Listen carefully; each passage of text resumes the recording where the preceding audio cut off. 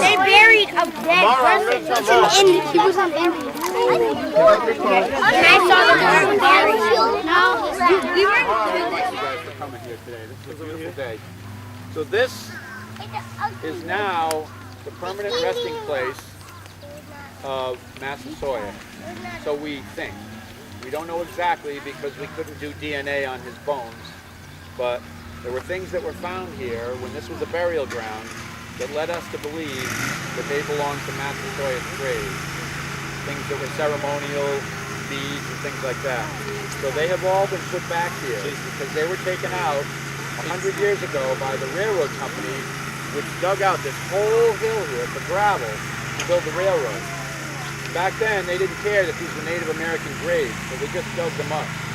But we had a guy here in town who worked at the library who helped pull these artifacts away from the railroad company as they were going through the dirt. And so many of those items, over 600 items, have been reburied right under this rock permanently in a big cement box, which you'll see a picture of in your picture thing there. So now it's back here. Some of those items are like this arrowhead. Is anybody a good reader? You are? You want to read this? You want to read it out loud to everybody? No? Who wants to do that? I'm like 4th grade reading. Yeah? You want to read this out loud? Okay, come on up. Memories of his land. Leah. Sparked the fires of his spirit. To come to speech this morning, so it'll just be the juniors and the seniors this afternoon. To Wampanoag, Massasoit,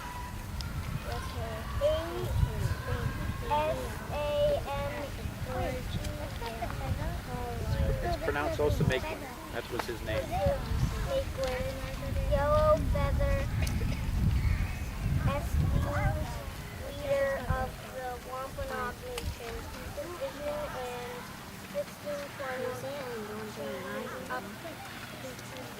Upheld. 54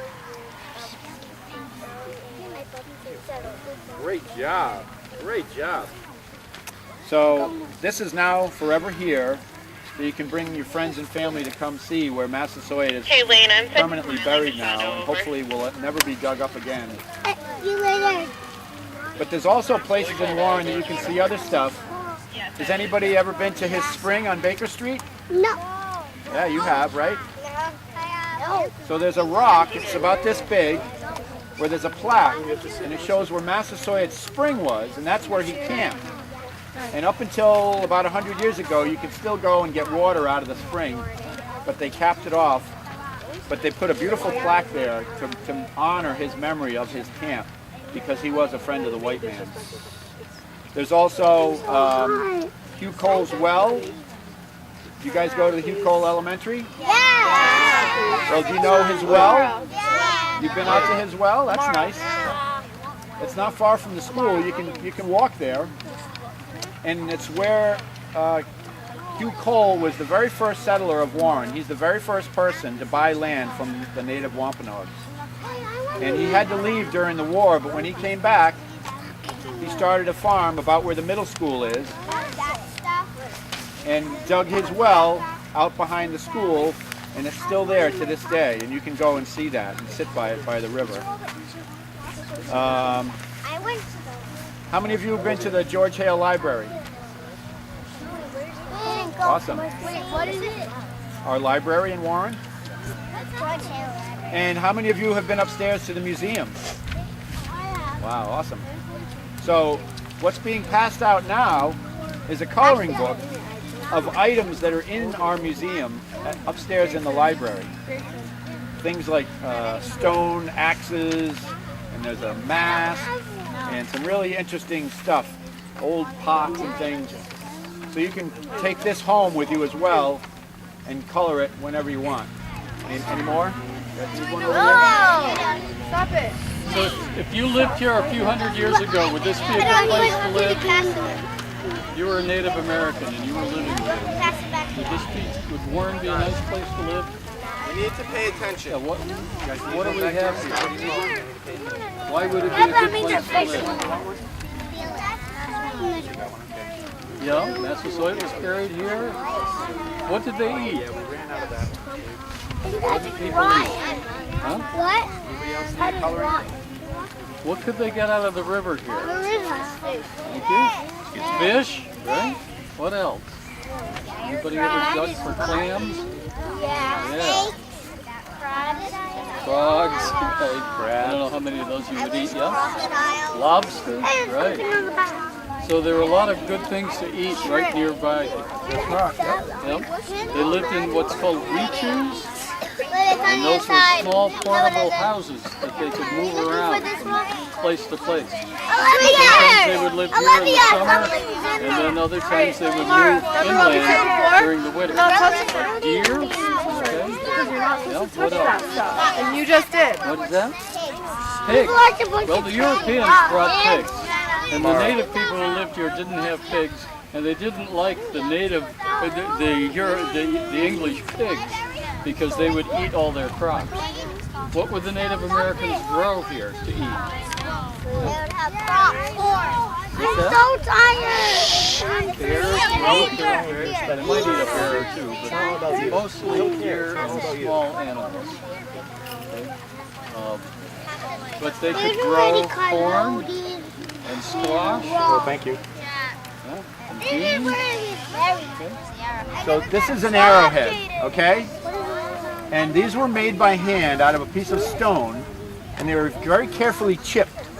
And they're very specifically designed and built so that you would put it on a piece of wood, on a stick, and you would tie it. These little notches right here are so that you could tie it onto the piece of stick and create an arrow with a bow and arrow, and that's how you would hunt, and that's how you could eat.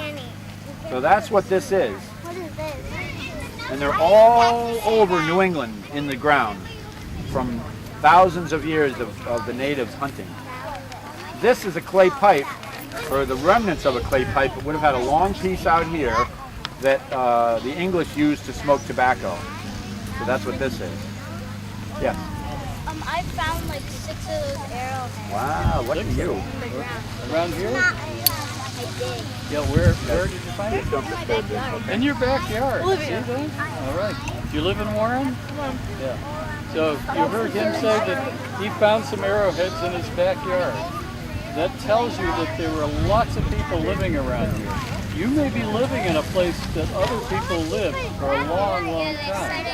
Yes? Wow. You have a real boner. Nice. You hunt with it? Well, they go back. The design of them is thousands of years old, and these can be found around here that can be literally 10,000 years old. So I don't know how old this one is, but some people can date them by the way they're made. Guys have any questions? So when you're around town, look around. There's some street names, like Kickamuit is a Native American name. Sachem, Yeah. Medicom.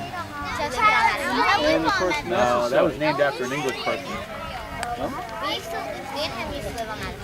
You used to live on Medicom. There you go. I still live on You still live on Medicom. Yes? Now you know that's an Indian name. There you go. You live on Medicom. There's a lot of Indian names in Warren still here. And if you ever leave town up on Market Street, I don't know if you know where Market Street is, but that goes up into Rehoboth and Swansea. And when you cross the line right near Johnson's Market, you'll see a big rock that sits up on top of another rock, a big boulder. And it's on top of a flat rock. You'll see it when you drive by.